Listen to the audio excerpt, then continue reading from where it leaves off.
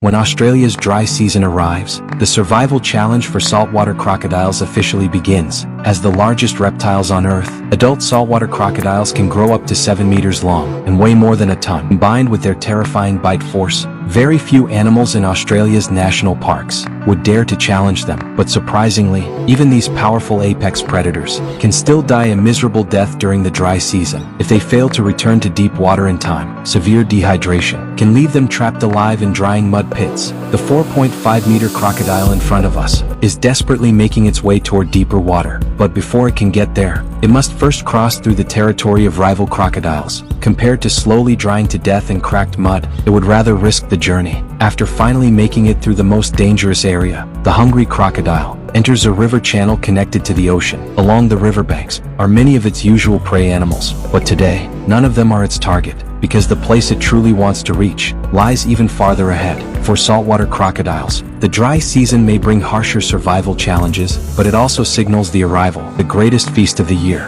Eventually, the crocodile stops beside a flooded crossing. A flooded crossing is simply a road that becomes submerged during high tide. Only during the strongest tides of the year does the water completely cover the road. As the water level rises higher and higher, schools of mullet finally begin to appear. They travel all the way from the distant ocean, swimming upstream, for one single opportunity to cross the flooded road. Once they make it across, they continue farther upstream, until they finally reach their spawning grounds. And the saltwater crocodiles that live here year-round already understand this pattern perfectly. As more fish arrive, more and more crocodiles begin gathering near the crossing. They know that only during this short tidal window can they truly feast. During the brutal dry season, before long, an enormous gathering of saltwater crocodiles has formed. But even here, that does not mean food will simply fall into their mouths. The rushing water churns violently, and the muddy currents make visibility almost impossible. The crocodiles can barely see where the fish actually are. So whenever this happens, the crocodiles slowly spread out their limbs. They extend their fingers and toes, using the pressure-sensitive receptors covering their bodies to detect even the slightest movement in the water.